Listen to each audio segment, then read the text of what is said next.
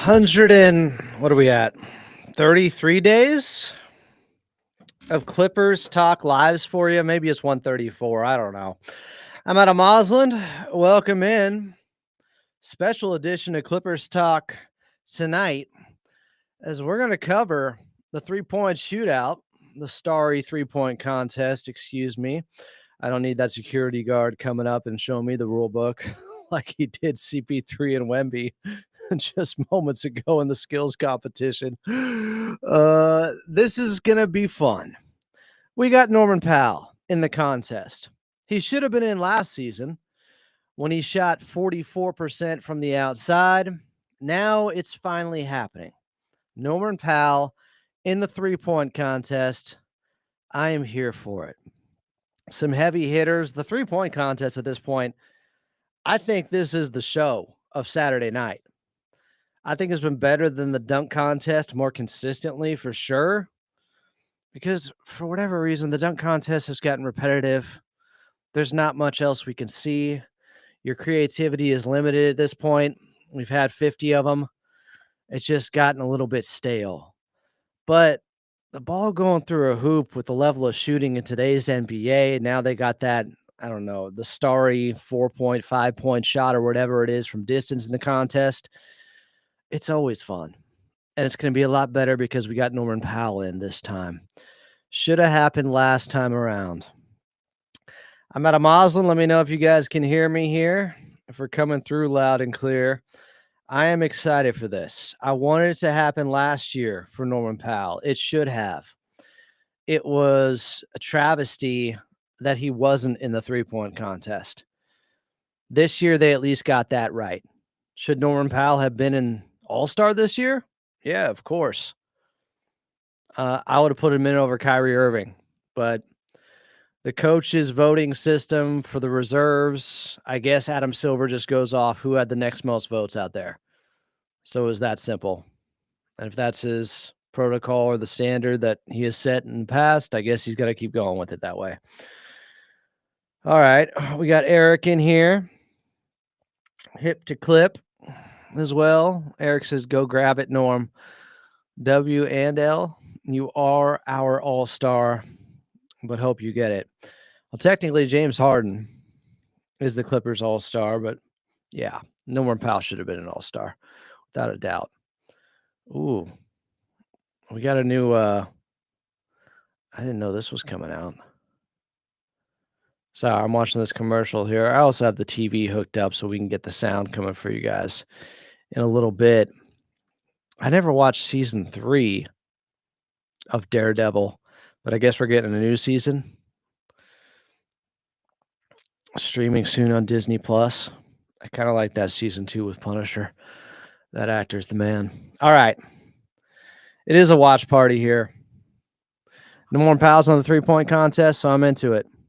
I'd be into the 3-point contest anyways. Dame's won the last 2. He's going for the 3-peat. This is some high-level competition going on where the stars still show up for the 3-point contest at least. Guys, you know how much I love the modern game. Partly because guys have never been more skilled at shooting the basketball. And not all skills are created equal. People say, well, yeah, there's other aspects of the game, Adam. Okay, great. Shooting the basketball is a pretty premium one. And so this is always, I think, the best part of the All-Star weekend, the 3-point shootout. Norm Powell in it definitely is going to make it like that. I am probably irrationally hyped for this. Norm, please show off, show up, show out. Because if I'm telling you, I've been saying this since he was snubbed from being an all-star. If he was in the 3-point contest last year, that would have helped his star power, name recognition, notoriety to be an all-star this season. But because Norman Powell doesn't have that brand recognition, even though the understand the grind brand should be respected, and Norman Powell has played absolutely like an all-star. Did you guys see some of the catch and shoot numbers? He's at like 48% on catch and shoot threes this season. He's doing it on high volume. He's doing it at times as a number one option. Really, he's been their number one scorer all season long. He just dropped 41 against Utah.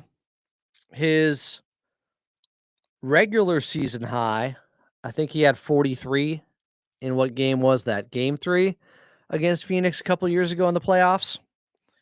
I don't know what it's going to take, but maybe Norman Powell, not just being in the three-point contest this time, but making some noise and maybe winning it will be enough to get him a little bit more respect. He deserves it. Someone said, "Are you muted?" And then said, "Oh, never mind, I'm dumb." I'm really hyped for this. BL Dog said, "Not gonna lie, dunking is kind of middling. If it's uncontested, I prefer the threes." Yeah, that's part of it. And it's just, okay, here, the secret to a good dunk contest, first of all, begins with guys making their first attempt. If we can just get that, and then a duel somehow starts to percolate, where there's two guys that are clearly the best two dunkers. That's what will happen with Jordan and Dominique. That's what happened with Aaron Gordon and Zach LaVine. What year was that? 2016? I think that's the best dunk contest ever. The 2000 dunk contest with Vince Carter. It's over, ladies and gentlemen. Well, he was by himself on an island there. Nobody could compete. And there was Stevie Francis had he had an alley-oop, I think, bounce off the floor to himself where he cocked it back from way out. That was amazing. T-Mac had some great dunks, but Vince Carter was just absolutely a cut above everybody else. That's what can save the dunk contest tonight. Now, I know you don't have the big names. There's a guy in the G League in it, McLong again. He's going for the three-peat. But I think the level of creativity and how many different variations of dunks you can get up has been a problem. We've seen everything before. There's nothing new. Now, we've been surprised before too, but it's felt like that for some time. Most of the dunks are the same. I'm going to be honest. When they're showing the Vince Carter dunks earlier today and celebrating that contest, and they had, because they're up in NorCal, and that was in Oakland, now they're at Chase Center, they had Vince and T-Mac doing the retrospective and talking to each other about it, and they're showing those dunks. Even those dunks aren't as impressive as they were. At the time, yes, I remember exactly where I was. I was at, I think it was a place called I Love Teriyaki in Rockland, California, watching it. My jaw dropped, and the spicy chicken order, fell out of my mouth. But, time tests all, and some stuff holds up better than others. It's not that they aren't impressive, but we've just seen other stuff since then. Who's the better all-around player between Norm and Austin Reeves? This Cam Johnson is up first here. And I do have some sound.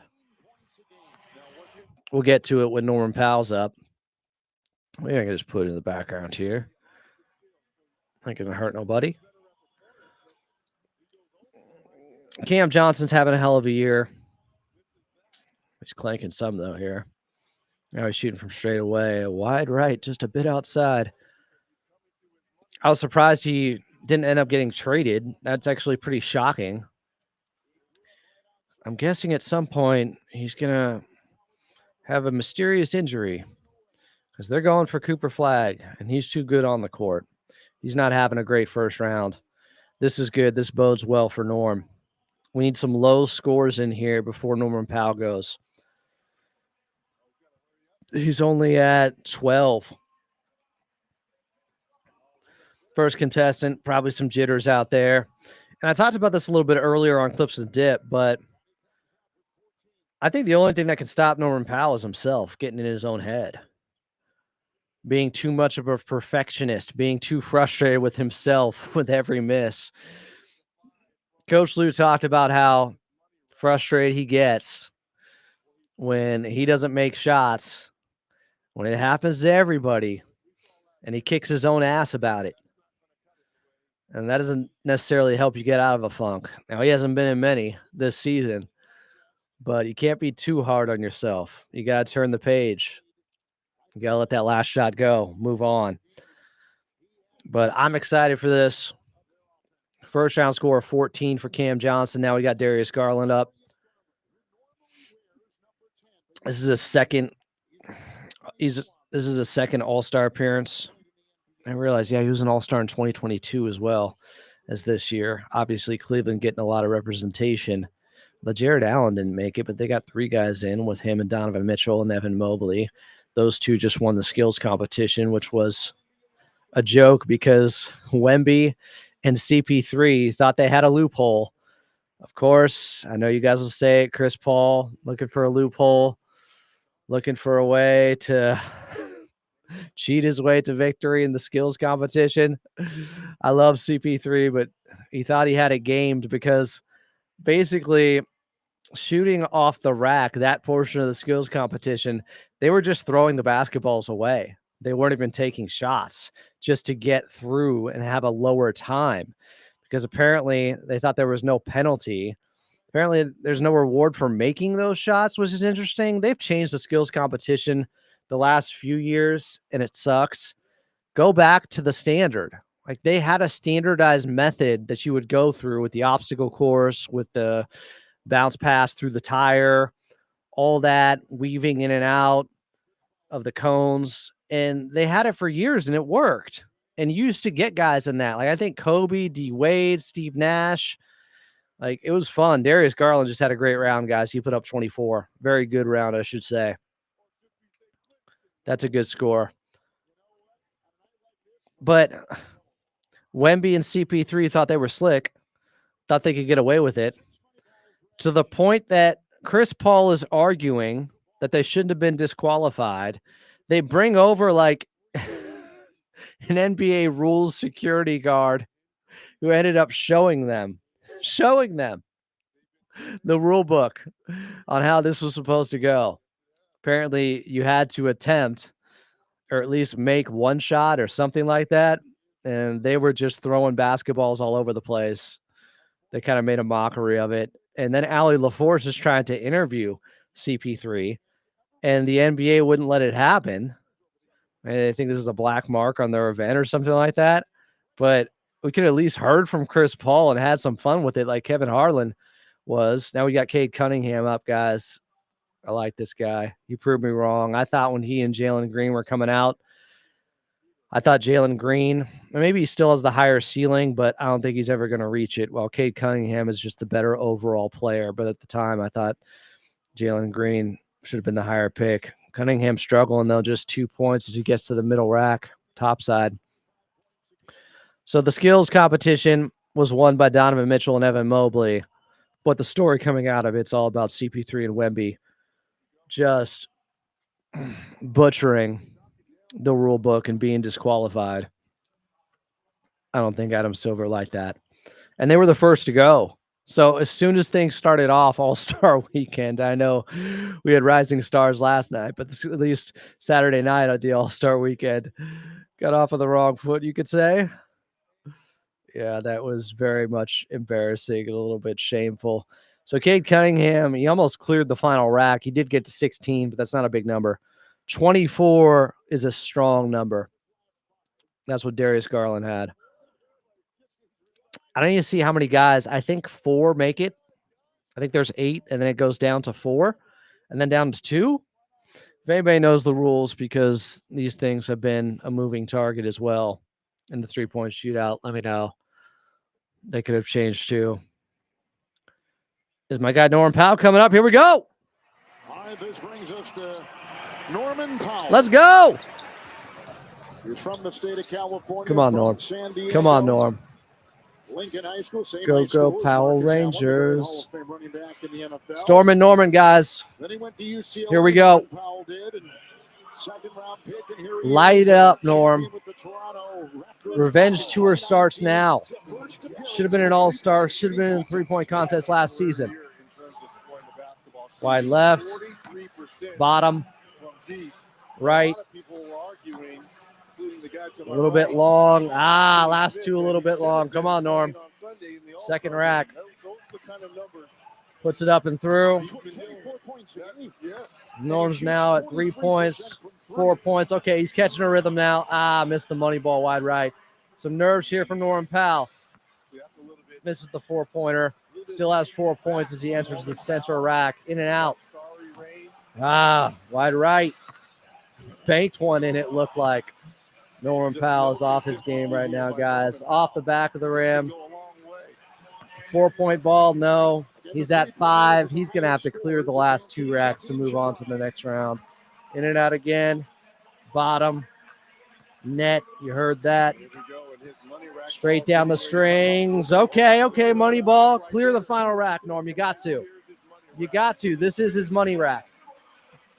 All right, 12 points. In and out again.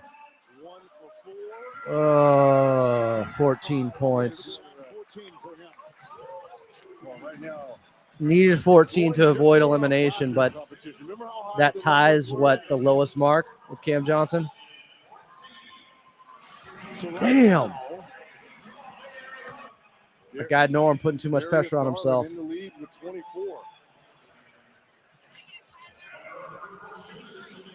Gonna need some luck now. Making it into that second round. It's probably not gonna happen. He was incredibly patient with his shooting. All right, we'll take a break and then we'll continue with the first round of the 2025 story. Well, that was a little bit anticlimactic. Somebody's saying, unfortunately, he doesn't have time to dribble left and then right before each shot. Only the top 3 advance? It's only top 3? Okay, so it's only 2 rounds then. I get it. So Norm had his money rack on the left side at the very end there, but only got a couple of them. I don't think he's going to be moving on to the next round, guys. Finish top 3. We got 8 contestants here, right? Well, I'm out. Done with All-Star Weekend. No, we still got James Harden tomorrow and the tournament style format they're going to have. So correct me if I'm wrong, because I watched the Rising Star contest last night, guys. They're going to have 3 different games played tomorrow. There's 3 all-star teams, and then Candace Parker, and they're each being coached by Shaq with the old man squad, the OG squad, I think they're calling them, with Kenny with the younger guys, with Charles with the international guys, and then the Rising Star guys selected by Candace Parker will be the 4th team. They're taking on, I think, the OGs in the semifinals. But the format is the first 2 games are played to 40. 40 is the target score. And then they have 1 game to 25. So they're obviously not going to have, a bunch of 48-minute games if you have to play twice. So I think if they do it like the Rising Star contest yesterday, which I think was first trying out the new format, and then that team, it's still not even just that team moving on, I think. Candace Parker still selects from multiple teams that were in the Rising Star competition yesterday. It is convoluted and hard to follow, and that's part of the problem here. They really need to establish some consistency, the NBA, with the All-Star Weekend. If it ain't broke, don't fix it. But I guess it has been broken for some time. But then tomorrow, that means, and I'm guessing the reason they're doing this and trying this new format, guys, is so they have multiple games, and therefore you're bound to get at least 1 competitive game tomorrow. Is that the NBA's thinking? That's my deduction of the situation. they must be betting on, well, you can't have 3 bad games, right? One of them's got to be good. Is this going to create a more competitive environment? Doubtful. But there's something to having the target score that people like with the Elam rules. And that the first year did work in 2020, where Kawhi Leonard won the Kobe Bryant All-Star Game MVP award. That was the first year they gave that out, named after Kobe after his untimely death just months earlier.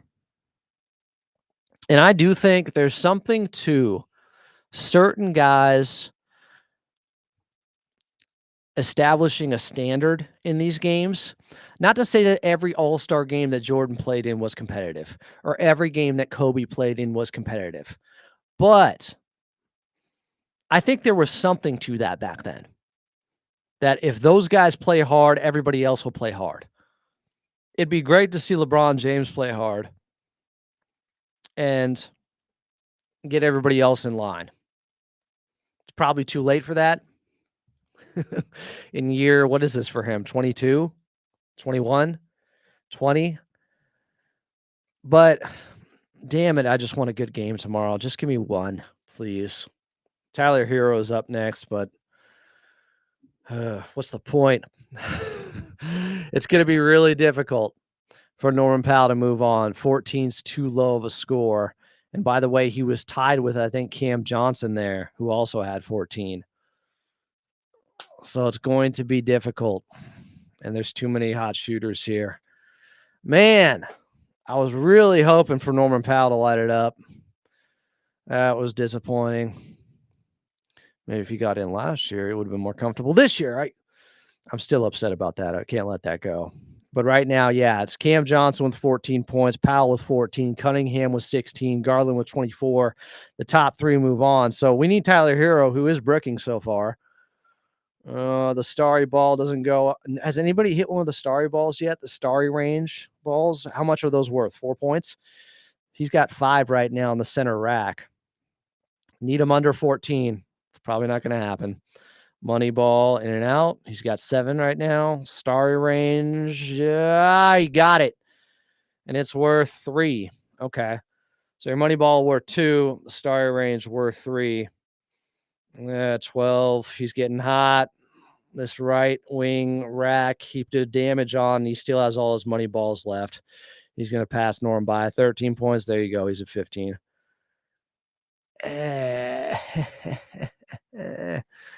Well, I believe Norm Powell just got eliminated from the second round then, because there's already 3 guys that have a higher score than him. Is that accurate, guys? I'm hurting. I'm hurting for my guy Norman Powell. Should have been the All-Star game. Gets in the 3-point contest. And unfortunately, did not have a great showing. Man. Yeah, Tyler Hero got hot at the end there. He's an all-star this season. I think deservedly so. He's been the engine for that offense. Hey, look. At least we're seeing Norm on Saturday night at the All-Star event. We'll take it. And man, those Clipper warm-ups uniforms look good. So Darius Garland's leading everybody with 24.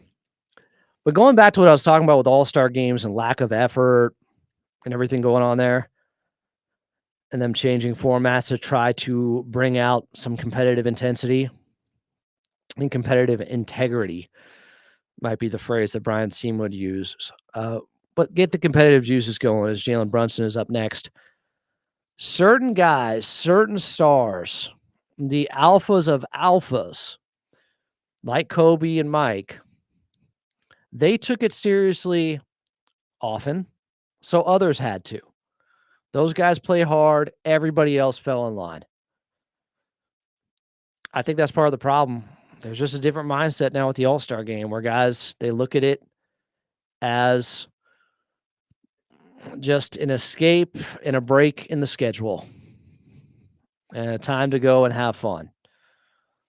But then you also don't have the East versus West anymore, which used to put a little bit of conference pride on the line.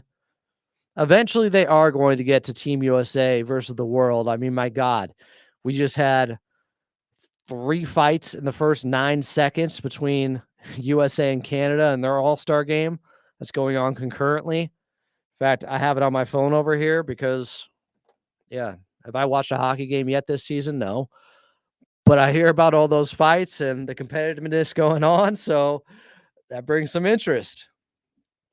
Everybody talking about how hard they're playing. None of the highlights matter as much, the crazy dunks, the alley-oops, if they're not playing defense, if they're not contesting them. When I was a kid, it didn't matter. All of it to me, I remember I think it was 2001 All-Star game or 2000. There was just so many alley-oops going on. It may have been when T-Mac went off the backboard to himself, and I freaked out. And that's a great play and hadn't really been seen like that. I think Peja was on the floor, and of course, I grew up a Sacramento Kings fan. That was super exciting for me.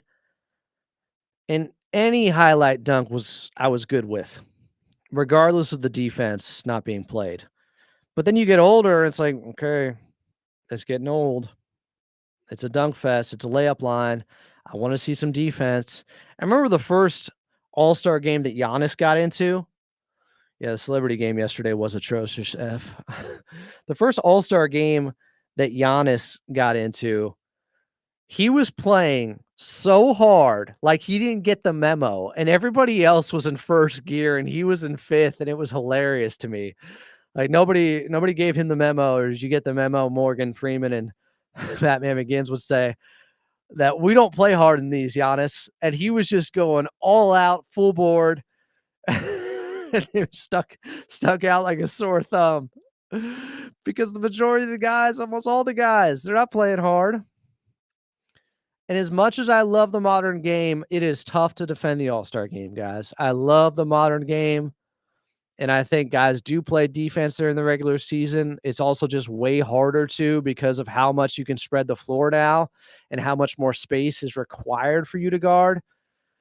But the All-Star game, I can't make any excuses for the lack of effort. His Buddy Hield's lighting it up. He's got 19 already, and he's still got a rack and a half to go here. 21, 22, 23. Oh, my goodness. Buddy Hield's got 25 already. That's the high in the first round. Now he's putting them up. Is this his money ball rack? Yeah, on the left corner.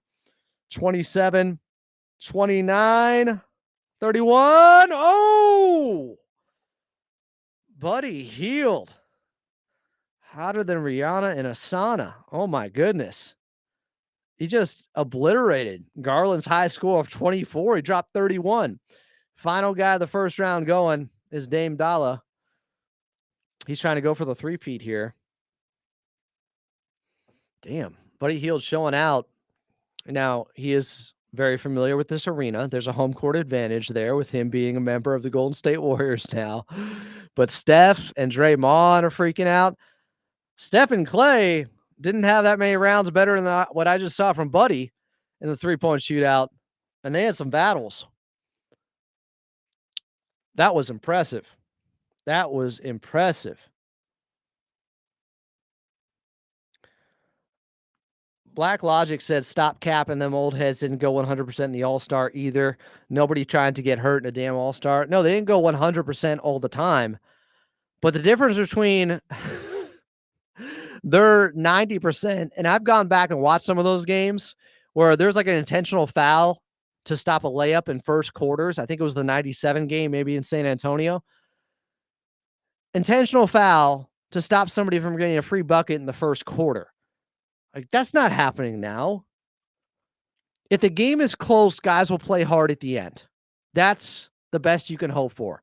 As long as they stay within range to where it gets close, and then you see guys play hard. But from the opening tip, no. And yes, they were much more competitive overall 15 years ago. I mean, how many good All-Star games have we had the past 15 years? I mentioned the 2021. We had the one where Shaq and Kobe were co-MVPs.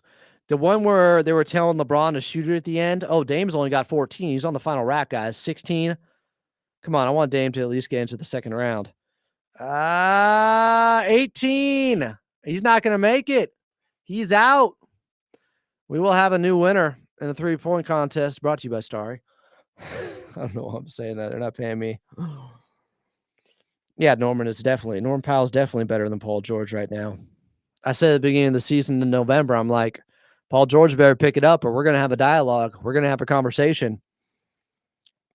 Unfortunately, he didn't have a great night in the 3-point contest. Neither did Dame Dalla, who's a 2-time winner. As a whole, games used to be much more competitive. I mean, one of the best was 2003, Jordan's last one with the Wizards, where Jermaine O'Neal fouled Kobe in the far side corner to get that game into overtime, or else I think Jordan would have been the MVP. He just hit that shot over Sean Marion and got the chest bump from Allen Iverson. That was a memorable one. And it was either 2000 or 2001 when the East had that big, 20-point comeback. And especially at that time, the West was already being considered much better than the East. And so there was conference pride on the line. What else? Scottie Pippen winning the MVP one year. The Magic Johnson year in 92 is an all-timer. He wasn't even playing in the league at that time. That's probably the most special All-Star game. A guy who wasn't even in the league that playing the All-Star game. And he had a crazy hook 3-pointer at the end and was going back and forth with Isaiah guarding him, guarding MJ, just wanting to guard the best because never knew if he was going to play again. This was right after, or very close after the announcement that he had HIV. But there have been, maybe 3 or 4 the last 15, 20 years that have been solid. Let's say post the 2003 All-Star game with MJ. Since then, how many good All-Star games have there been? So we're talking 22 years. 3 or 4. I could remember the Shaq Kobe co-MVP game. I could remember the game where LeBron didn't shoot at the end and Kobe and others were yelling at him to shoot the ball. And the 2020 game, the first game with the Elam rules. I'm sure there's others. Those are just the ones that stand out.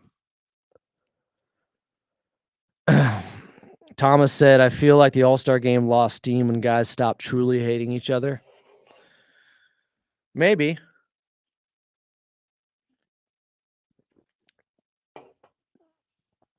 I think a lot of it is, it's not for us. That was the point I was making earlier. When I was younger, when I was a kid, they all meant more.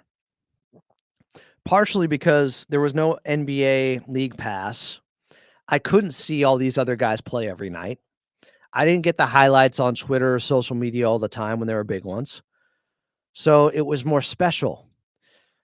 The more things are on demand, the more a la carte and specialized things are catered to us now, the less we appreciate them. That's just the truth. It's kind of a double-edged sword. It's great. You can buy anything you want online, but it used to mean a lot more when you went to the card shop. And I used to collect basketball cards. I got every card from 88 to 94. I mean, Upper Deck, Topps Stadium Club, Fleer Ultra, Skybox, Hoops. I mean, everything. The inserts, everything. He was a huge collector. When it wasn't at the tip of your fingers, and when you had to go to your local card shop to see a card that you heard about or that you could look up in the Beckett, and they had it in a glass case or something like that with a sticker label for Shaq's rookie card from, I remember his Topps Stadium Club one was $100 or something like that.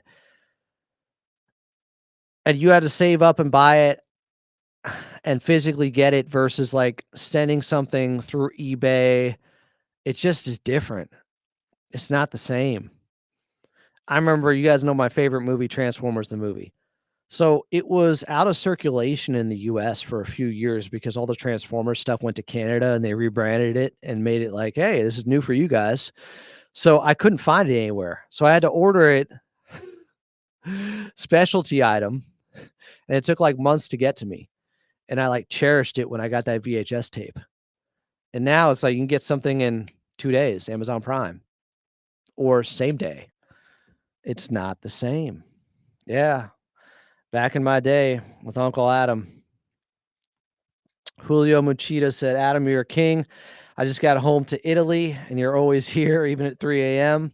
Your consistency is insane. Nomer's more efficient than PG-13. You're right. I mean, that's a low bar this year. Nomer's more efficient than 99% of the players in the NBA.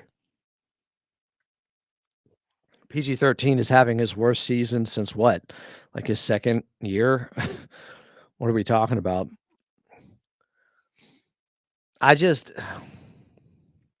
It was more special in taking the long way to get to this point. It was more special All-Star games when you didn't have access to all the highlights from teams outside of your city each and every night at your fingertips. It's too easy now. You know, if I want to see every possession from LaMelo Ball, even though he's playing on the other side of the country in Charlotte, I can do that with League Pass. If you make some highlight play, I don't got to wait till Sports Center later that night to see it in the top 10. I will see it on my X feed. That still sounds like porn. On my Twitter feed. Well, some of those basketball plays he makes. Come on, some of those passes.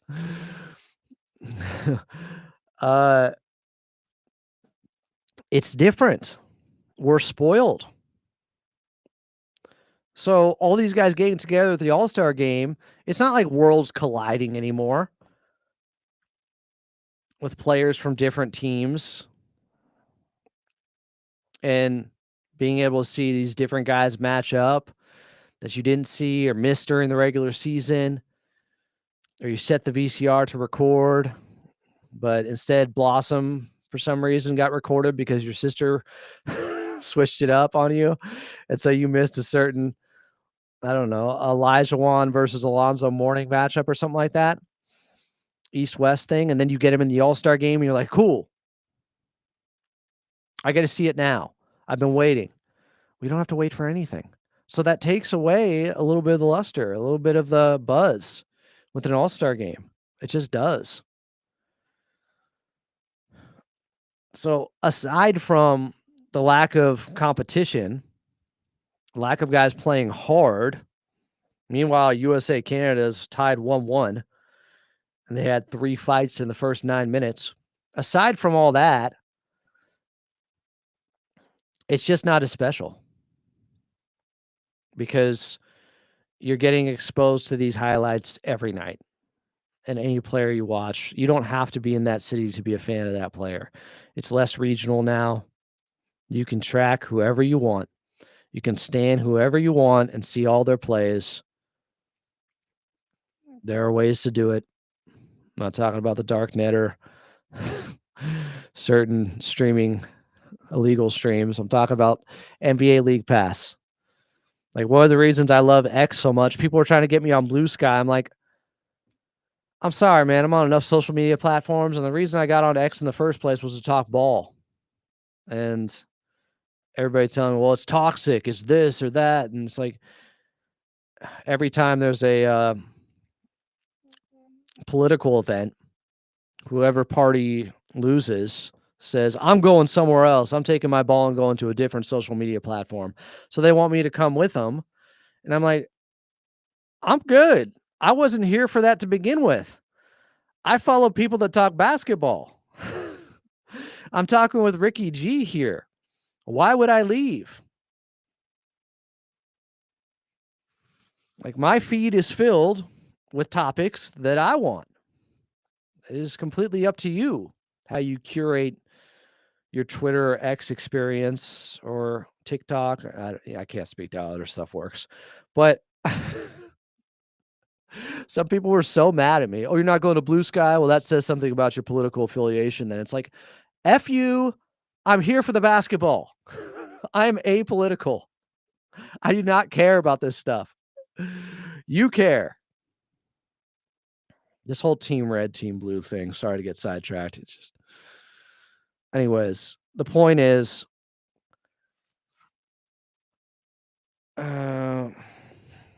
everyone good is also on Blue Sky. That's not true. It's not true. A bunch of my people that I follow on for NBA stuff are not on Blue Sky. They're not posting the same amount. Stop the propaganda. It's not true. I'm sorry.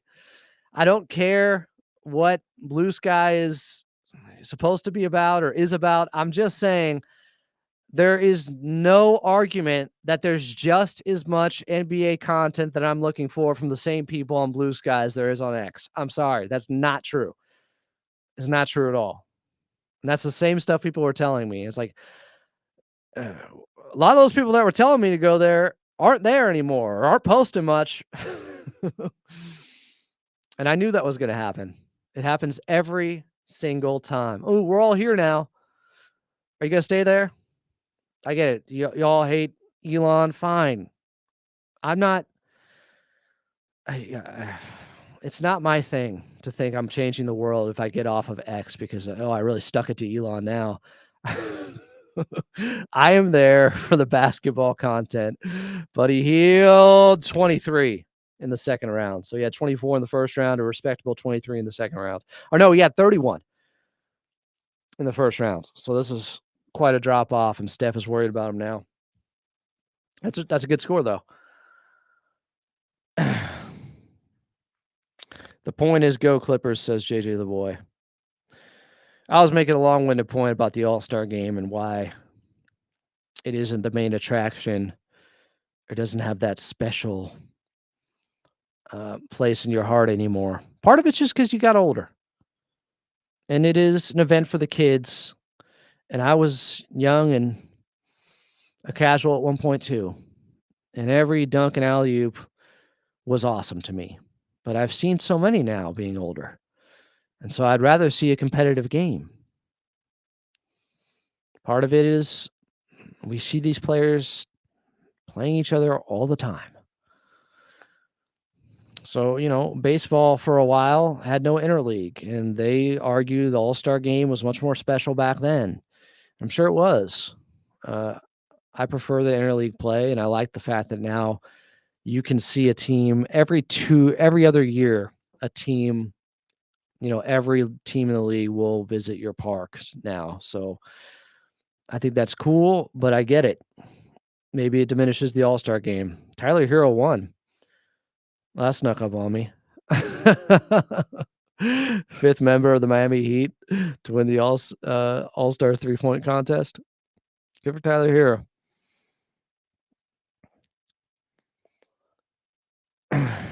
Here's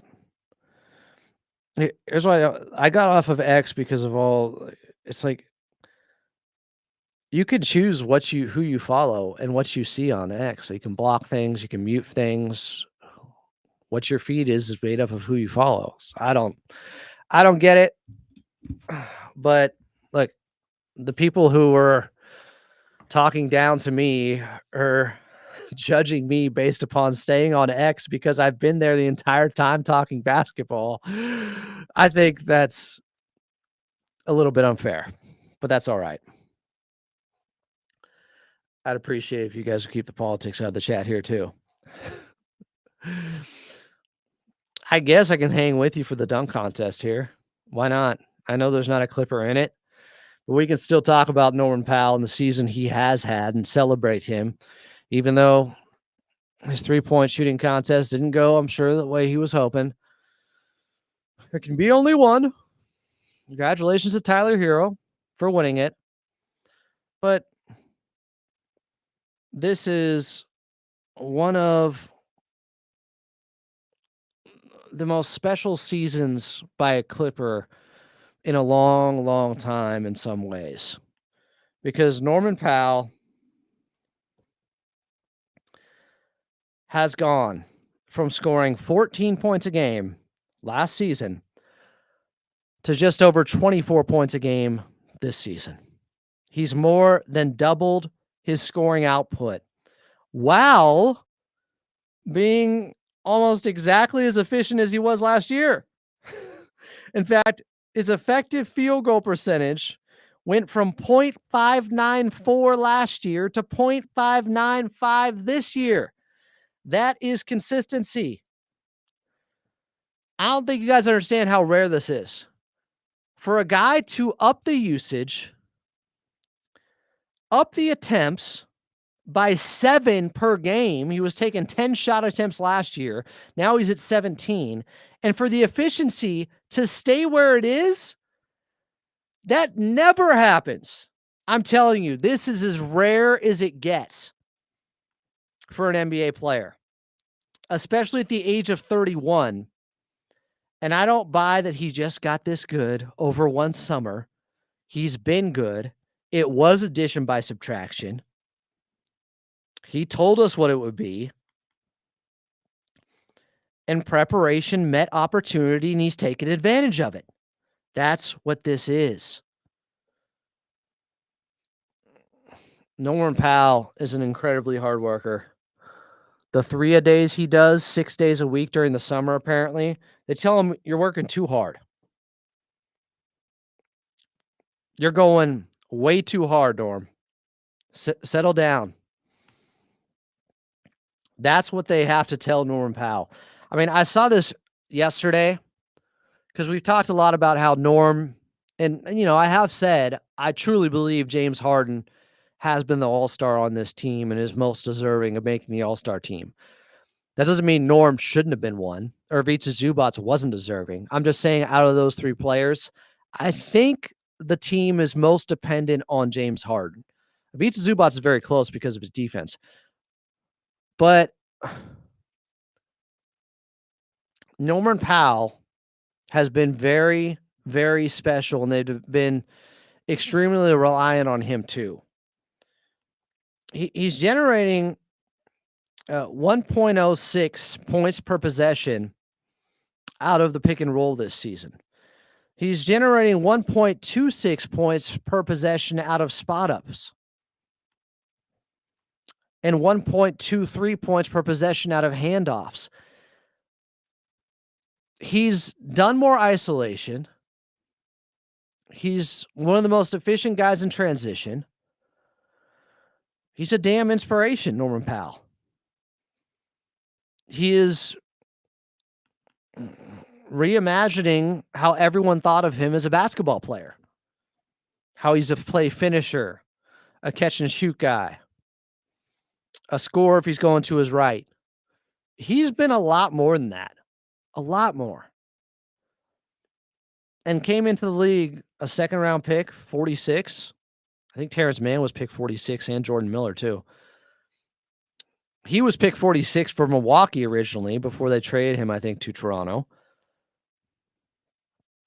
After 4 years at UCLA. The amount of people who have given up on Norman Powell is insane. Like the amount of people who have counted him out. Times when I think he wanted to give up on basketball. It's just one of the most overlooked players and underappreciated players in this era. And not making an all-star team is indicative of that when he's been this good this season. I hope he gets the recognition he deserves. I hope a few more people after tonight saw, oh, he's in the three-point contest. I want to find out more about this player. They saw his stats up there on TNT. His catch and shoot numbers were just destroying everybody else's in the competition. It's unfortunate he didn't exactly show out, but he was still there. And that's kind of the point. Norm is still here at 31, showing you the best version of himself now that he's gotten more minutes and more attempts. That's all it is. The guy's been putting in the work. He's been ready for the moment. He got it. And he is just obliterating expectations. I thought if he got 20 points per game on like 80% of the efficiency last season, that would be a great year for Norm. He's destroying that.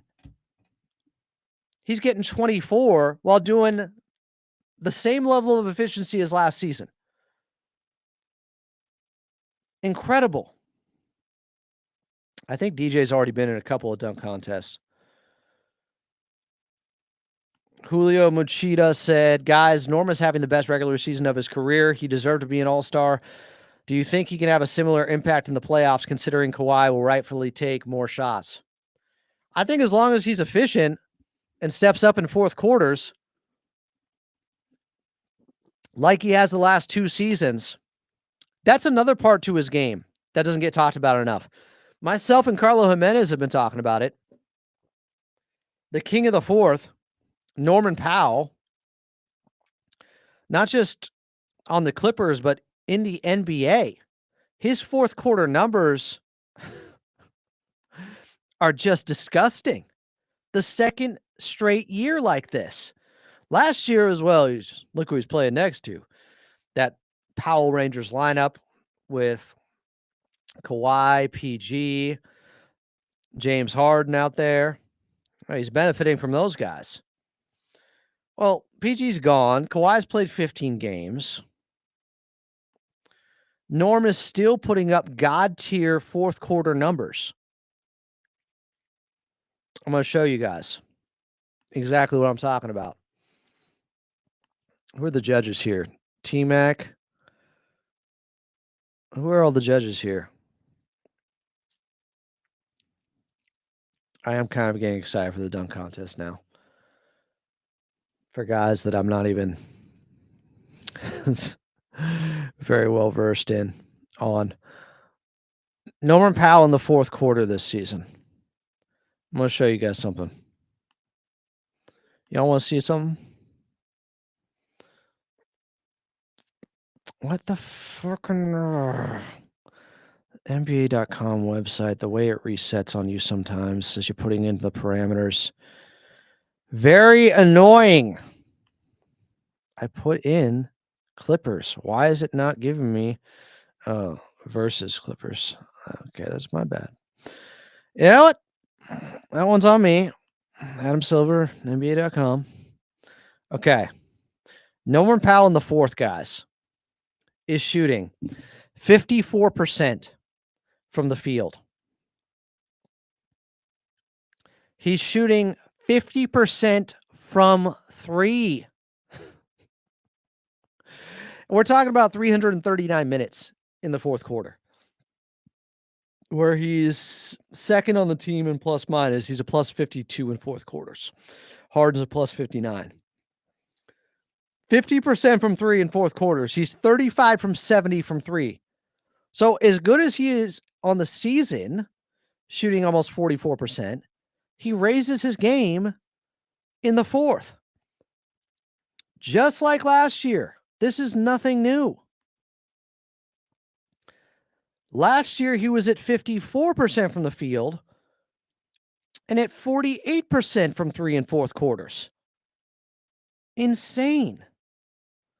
And that's at over 650 minutes played in the fourth quarter.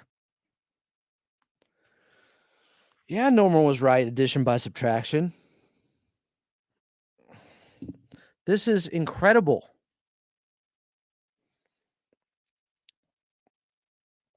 You talking about last year's dunk on Julius Randle in New York?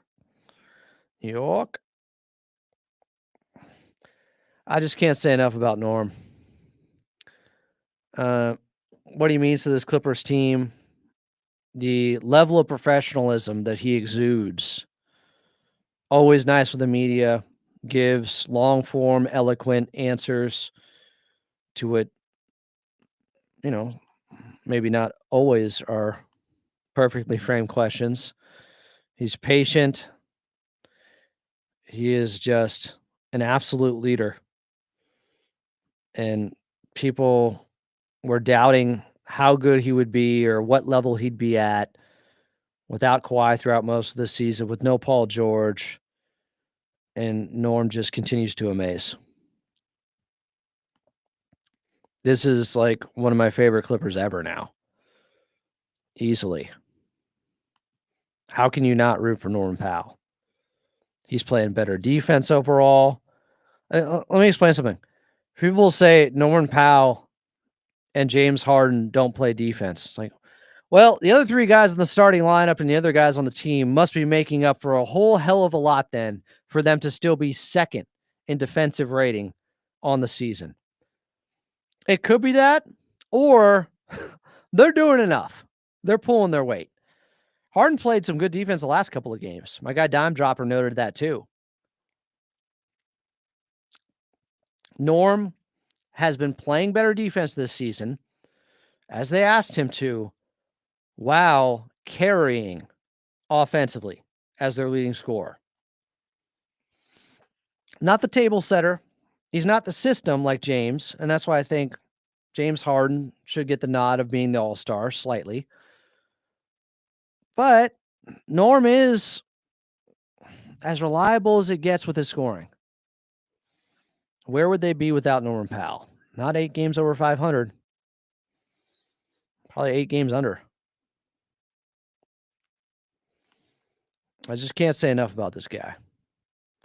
So I wanted to celebrate him tonight in the 3-point contest. I think I'm going to go off the air for the dunk contest. I'm going to head home. We'll have a show for you guys tomorrow.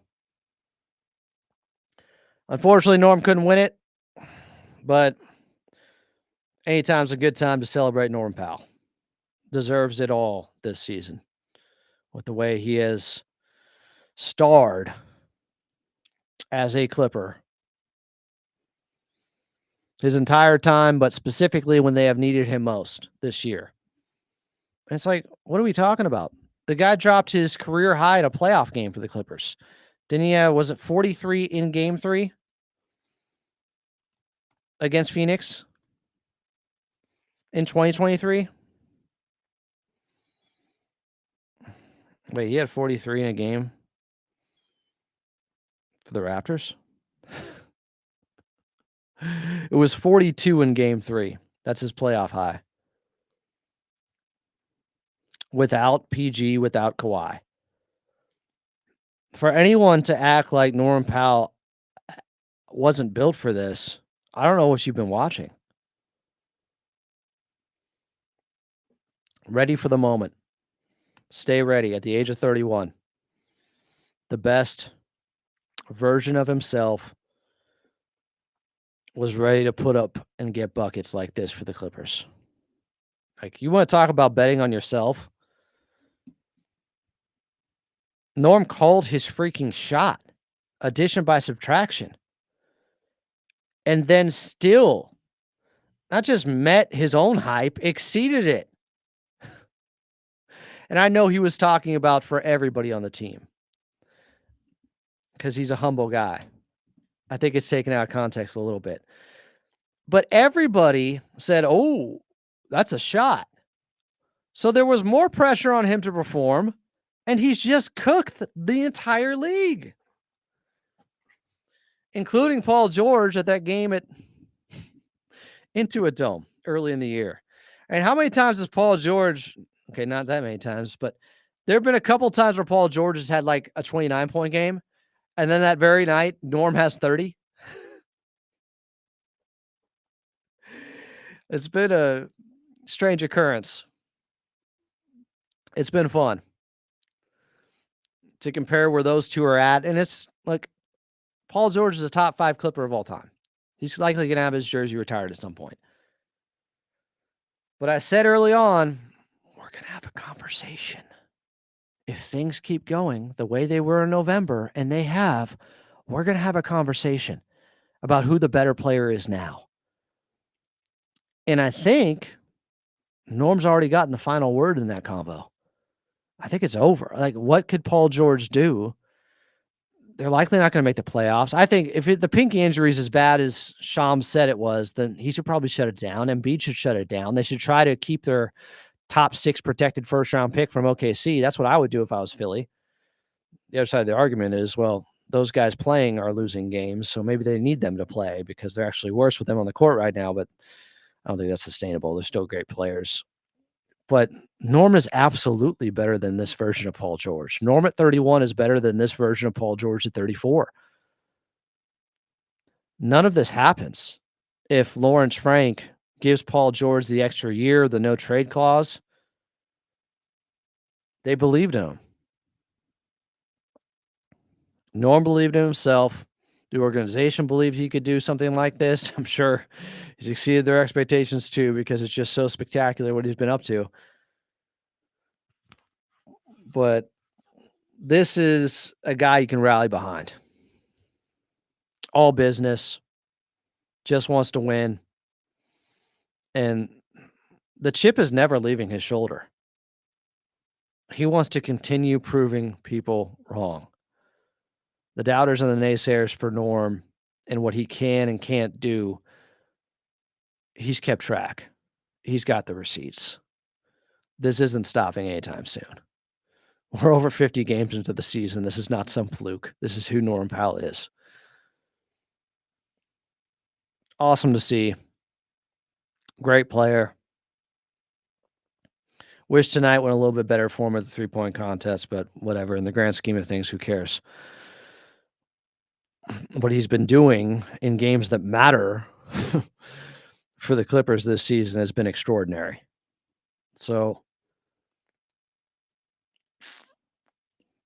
maybe hit him up on the social media side. Say we can't wait for you back on the court for us on Thursday, Demon. Since Demon seems to be the new buzzword when anybody's praising a player now. We got this Demon. He is a bad boy. Ooh, Team USA. 2-1. As they had a 2-on-1. Yeah, this is the game. All right. I'm going to watch this, the slam dunk contest. Two shows at the same time. We'll talk to you guys tomorrow. I'll probably join you right after the All-Star game. Give a response to James Harden, how he played, how the format went. If there's anything to take away from it. If the NBA has found something that could stick with this little tournament style All-Star game they're trying to manufacture here. We'll see if it works. I hope it does. Just want to see the guys play hard, keep it close. If it's close late, they will play hard. We'll talk to you guys tomorrow. I'm Adam Osland. This has been another edition of Clippers Talk. As always, it's brought to you by Underdog Fantasy. Underdog Fantasy is the easiest way to play fantasy sports, and it's available in over 30 states. All you got to do is pick higher or lower on your favorite player stats or your least favorite player stats if you want to be a hater. And you can still win up to 100 times your money. You make picks, you win money. And I got a free promo code for you guys that gives new users a free pick and up to $1,000 in bonus cash. The promo code is LAC. And you can find it and the referral link in the description down below in this very episode. Then just go to underdogfantasy.com, make picks, win money. Till tomorrow. Or maybe we'll talk about the 9 guys in the playoff rotation. I think it's going to be matchup dependent. And you got a guy like Drew Eubanks. You know, if you have some real beef you have to go against with bigs on the other side, maybe he still plays some in that series. They don't just go small, but maybe we'll talk about it. Check out yesterday's show with Joseph Ryle Ward. He put together on Valentine's Day, no less, a day of love, and he chose hate. He put together his loser list, his 10 biggest losers in the NBA. I didn't agree with it, but I was here for it. I wanted to hear his logic and rationale. Joseph Ryle Ward, big Clippers podcaster for a long time, so I know a lot of people were excited about that. Plus, he was just on Clips and Dip. I'm Adam Osland. This has been Clippers Talk. Day, I don't know, 133, 134. I'm going to have to check on that. How many days has it been?